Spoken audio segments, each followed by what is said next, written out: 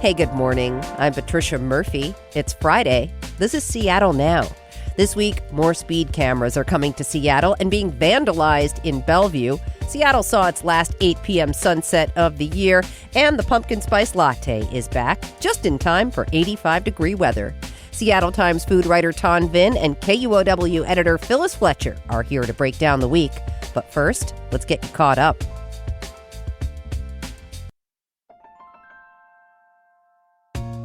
Another day, another lawsuit from Washington Attorney General Nick Brown, this time over Title X, which provides funding for contraception, STI treatment, and cancer screening.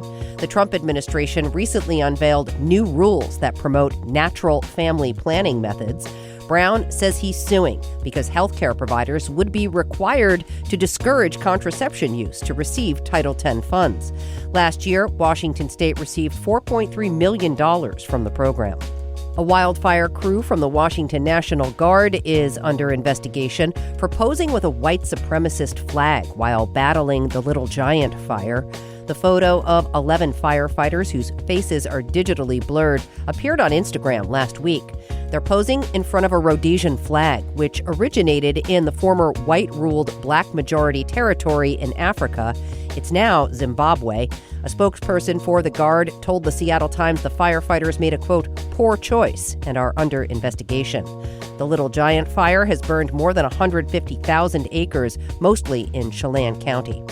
And beginning this Saturday, bus service is expanding in King County. Metro's launching 9 new routes and more than 3,000 additional weekly trips. The biggest changes are in South King County, with new routes connecting Des Moines, Kent, and Auburn. In Seattle, the new and improved Route 8 will get an additional 50 trips per week. Check back for more headlines on tonight's episode of Seattle Now. It's Friday again, a tough week of losses. Dolly Parton, Tim Curry, may their legacy shine as brightly as their lives did. We are all better for having lived in a world with those two in it, for real.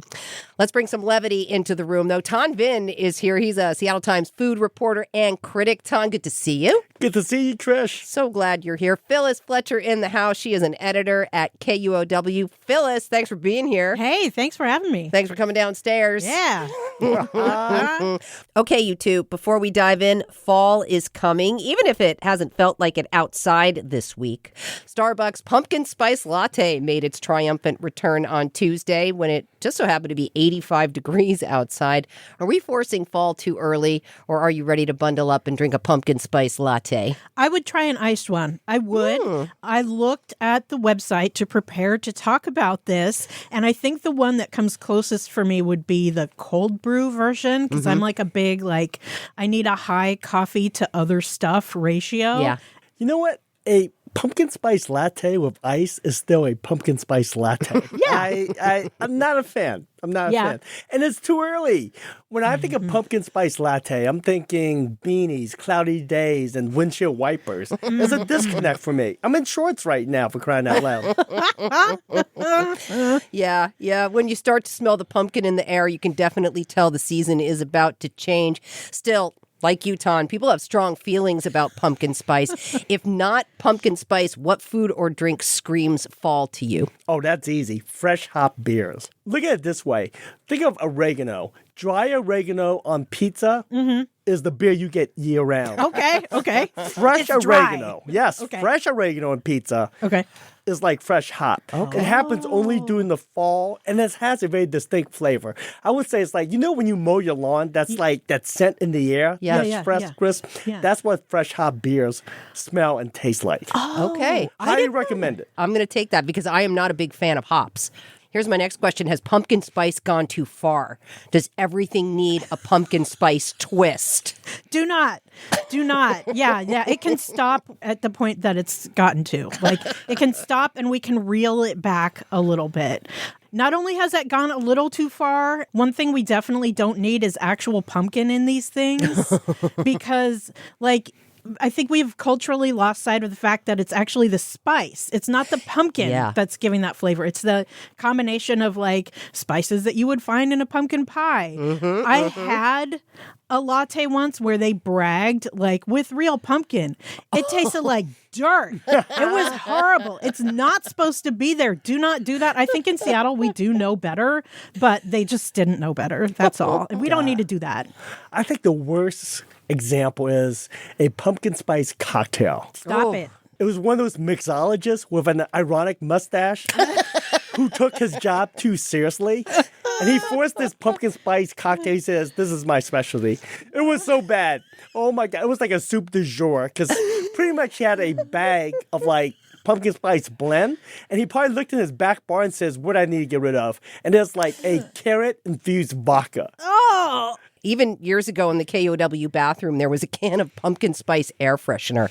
No, I'm going to say hard no on that. it does not need like cinnamon and nutmeg. Put It my doesn't pumpkin need that. spice in my pumpkin pie. Yeah. That's where I prefer my pumpkin Leave spice. it alone. Leave it alone. It's a squash. Treat it like a squash. Yeah. All right, on to the big story of the week. While the debate around surveillance cameras rolls on in Seattle, speed cameras are also under fire in our region. Bellevue installed 8 speed cameras about a week ago, and half of them have already been vandalized, according to the Seattle Times. Vandals used spray paint, and representatives from the camera company said a couple of them were smashed and paint got inside. Can you relate to the urge to vandalize cameras? I cannot. I'm like pen is mightier than the sword tradition, which you might You're a guess. journalist. Like being in public radio, having like public radio lady glasses. It is giving Boston Tea Party, I guess, like public protest, like using vandalism, but it's not my lane. I can say that. Ton, what about you? Would teenage Ton vandalize the cameras? Well, Trish, I can tell you where it hasn't been vandalized, and that's on First Avenue in Soto, because I got busted making a right turn on a no turn on red. Oh, those are the red light cameras. Boys and girls. $140 fine. You didn't appeal it? Well, I mean, if you blow up this picture that I made doesn't this little matter. turn, I got no leg to stand on. I got no You leg to got stand to on. appeal it anyway. That is not the point. Guilt is not the point. Lowering the fine is the point. But you know what? The problem with appeal is, like, on my notice, besides the picture, $105 ticket, this says an asterisk, we have video evidence. And it makes me feel like, it doesn't feel like appealing to a court. It's like appealing NFL review. You know? It's like, what do you do? It's They're like, trying to intimidate you with their video evidence. do I have to like, go to court and throw the red flag and says, I challenge this ruling, this penalty? And does the judge just go underneath the hood and say, roll the camera, let's see the evidence, and make a ruling? How does this work? I mean, you could find out. You could appeal and find out. I always appeal my tickets. Yes. Yes, I got a $145 speed ticket from Lake Forest Park.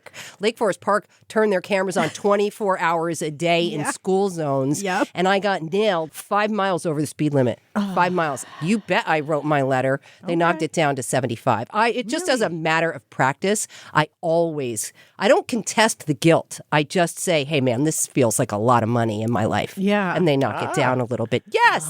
Good Phyllis. community service. Learn something new every day on this show. Right? Yeah. Phyllis, have you ever gotten a speeding ticket through one of these cameras? Dude, I got in my own neighborhood, man. It was, in my defense, Your Honor, it was my first time driving the carpool.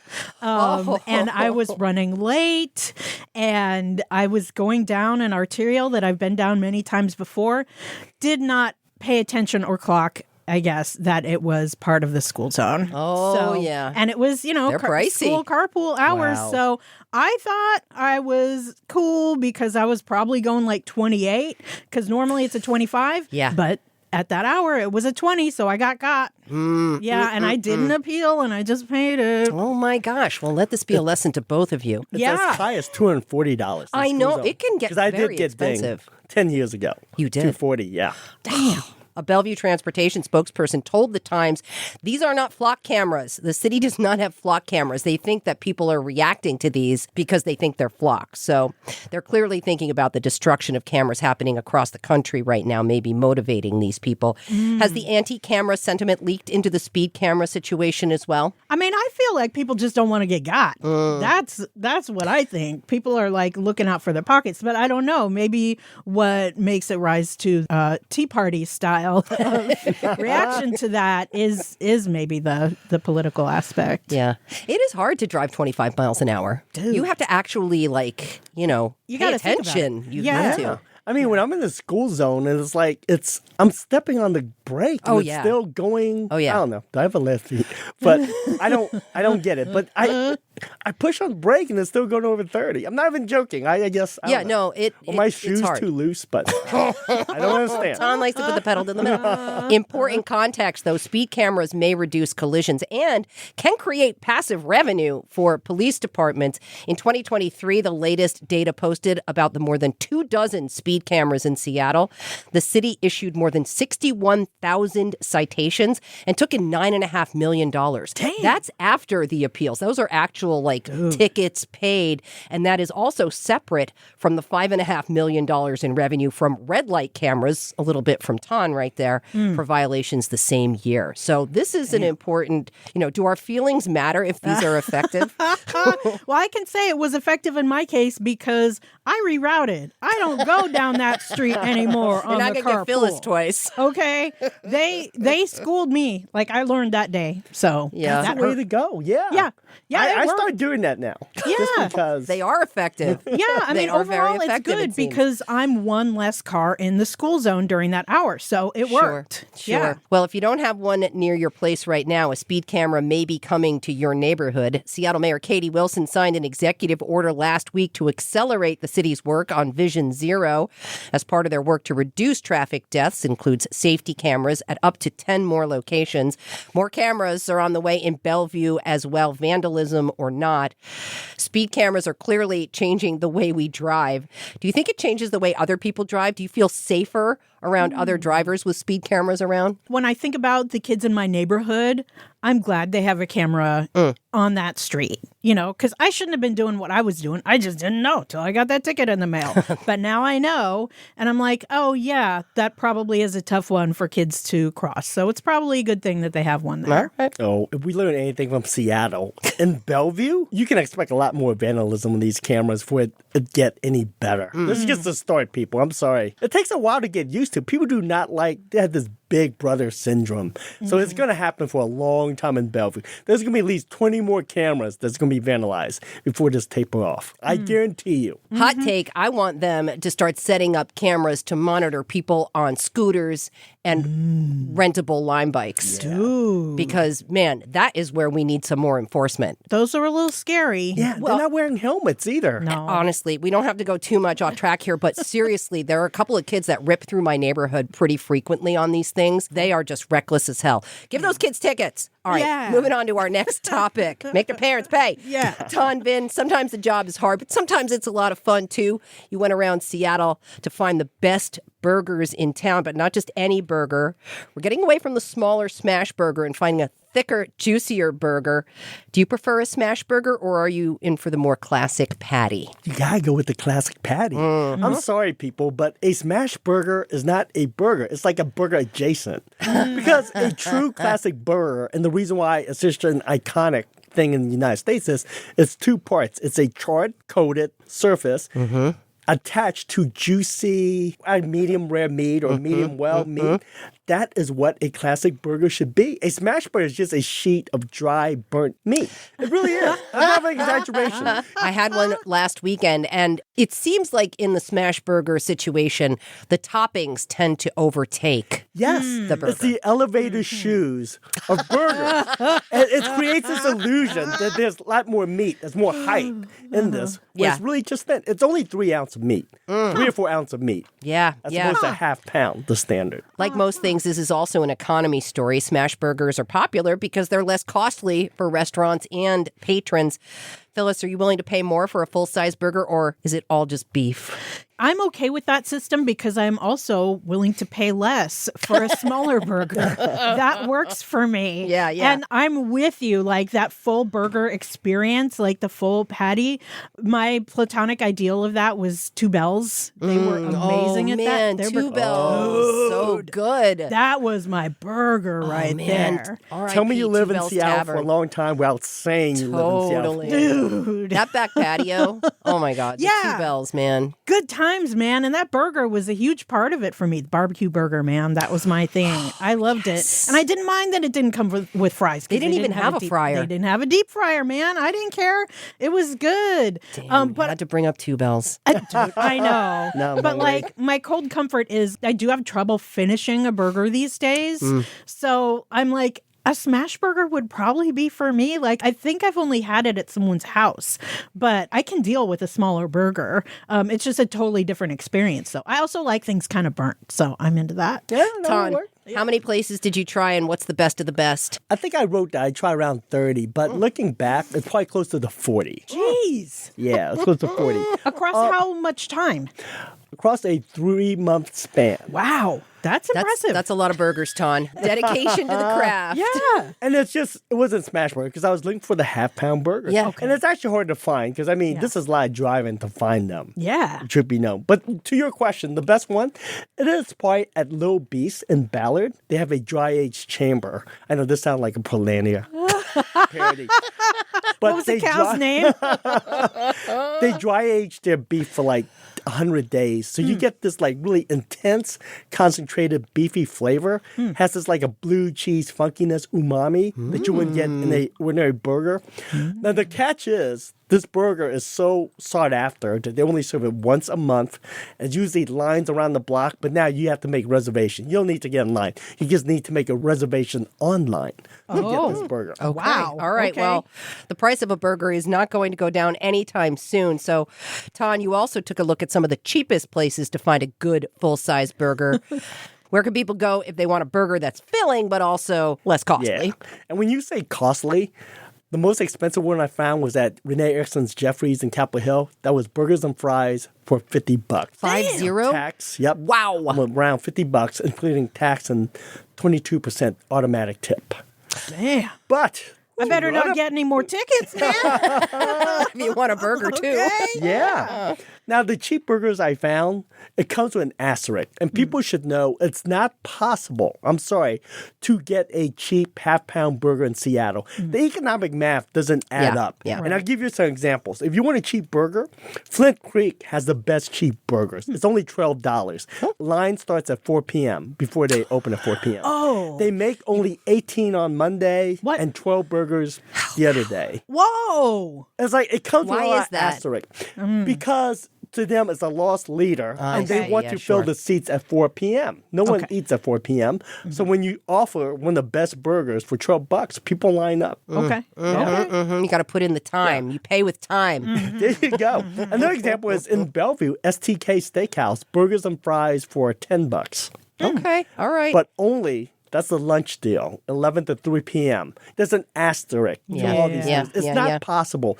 And even when it's cheap, even when it's this cheap, the reason why they can sell a $12 burger is because they told me it's not just high-end cuts of steak anymore that they ground up. It's also low-end cuts. Okay. So that they can keep it $12. Sure. That $10 burger in STK in Bellevue is no longer Wagyu beef. It's just, I don't know, regular beef. But it's still a great deal for $10. Nameless cows. If you want fries with that, a combo is economical. Do you mind having to pay for fries separately? And what about the drink? I'm fine with it because I can almost never finish the fries. I can't remember. Yeah. Like even the other day, I just got fries and I could not finish the fries. I'm totally fine with them being sold separately. What if I don't want any fries, but I want a shake? Or what if I don't want a shake and I have a Diet Coke at home? Like, I'm totally okay with like the modular thing. Well, I would say you're in minority on this because of all the angry calls or emails I got from readers. Because the reason why is the trend right now is to make fries extra. Okay. I would say 1 out of every 4 burger spots I hit did not include fries when you ordered the burger. Wow. And here's the reason why. The going rate right now for a burger and fries after tax and tip is over $30. Gosh. Okay. So needless to say, you can get angry Yelp reviews. So what a lot of the restaurants are doing is they're charging $23. But the asterisk is if you want fries, that's an extra $7. Right. Yeah. Okay. All right. And fair enough. Heads up, Burger Master. Yeah. On Mondays between 2 and 5. Yeah. Happy hour. Oh, dude. Wow. I know. Ooh. That is my hot tip of the week because we all know Burger Master has the best fries, fast food fries. One time, I went to Dick's and got a cheeseburger, and then I went to Burger Master for the shake. Yes. I have no problem with that. That's a It lot felt of work. like a huge win. It was awesome. I love this. All right, one last thing before we go. Pumpkin spice lattes aren't the only sign of the impending autumn. The sun is setting on Seattle's beloved summer season. It is not over yet, but we just passed the big deadline. Wednesday night sunset was the final 8 p.m. sunset until next spring. What do you notice that signals the end of summer for you? When it's a little crisp in the morning and you need your shawl before you get out of the car. Just that little bit of hint of maybe haziness that's not smoke. Those kinds of things. The light shifting for me is a big one. Yeah. I can't wear baggy shorts and 100% cotton T-shirts anymore and sandals. That's what makes me sad. September's weather is usually pretty great, though. Is the 9th month summer soft landing into fall around here? Yeah, I think so. I even remember some really sunny, like warm-ish days in early October when I was a kid. And I think I still kind of hang on to that. Like, maybe it'll be like that this year. Yeah. September's a beautiful month around here. Yeah. It still is. Well, it works for me. It's just October I'm worried about. September's always way too short. Are you ready for things to get dark? Do shorter days sneak up on you, or are you excited? No, who are these weirdos that prefer darkness over light? There's only one correct answer. Darkness, bad. Light, good. Yeah. It's that simple, people. I don't mind the coolness of fall. My dad used to say, I like to dress for the cold. And I do like an element of that. Yeah. I love busting out my Fila tracksuits for the first time. That's really fun. But the darkness that comes with it is a bit of a drag. I don't know. I'm down for the dark. I like the rain. What's wrong with you? I know. I also love soup. I love to make soup. So soup season is what I'm down for. Yeah. Things have been changing pretty quickly over the past couple of months. We're down almost 2 hours of daylight since the summer solstice in June. We've been losing about 3 minutes every day. Give this summer a grade before we go. How did it go for you? Do you feel like you did everything you wanted to do this summer? Anything left on your checklist? I got to say A-. I'm really happy that the wildfire smoke was minimal. That was great. I'm a city person. I love just kind of driving around and hanging out. And I did get to do a lot of that. But, I didn't really venture out to like Portland or Bellingham or anything like that. Yeah. So I'm like, maybe next summer. So I got to lower it a third of a grade for that. Ooh, see, now I feel bad because I would give it a C+. Is that right? C+. Because, Trish, you've been here for a while and you have too. I feel like 20 years ago in the Seattle summer, okay, now it's going to be like, get off my lawn speech. But 20 years ago, Back in my day. there was like no smoke in the air during the summer. There were this many hot days. Yeah. I feel like the last 3 years, it's so hot. And, we don't have AC because this was never a problem. That's it wasn't smoky. I went to a Mariners game and it's like, that's not the same feel. The air is not as healthy. And I'm just hot now all the time. And I'll give you an example of how much things have changed. When I go running around my neighborhood and there's a for sale sign, if they have AC, it's going to be listed on the sale sign as an amenity, like it's a swimming pool or something. That tells you how bad things are now. Yep. Right? Yep. When AC is at the top of your list, things are changing. Things are changing. All right, we are going to leave it there. Ton Vinh is a food reporter and critic at the Seattle Times. Phyllis Fletcher is an editor right here at KUOW. Thanks, Phil. Hey, thanks. Thanks, Ton. Thanks, Trish. And thank you for listening to Seattle Now. If you can, smash burger that follow button and rate and review the show in your podcast app. Today's episode was produced by Vaughn Jones. It was edited by Andy Hurst. Our production team also includes Caroline Chamberlain Gomez, Brooklyn Jamerson Flowers, and Paige Browning. Greg Kramer does our theme music. Seattle Now and KUOW Public Radio are members of the NPR network. I'm Patricia Murphy. Talk to you tonight for Evening Headlines.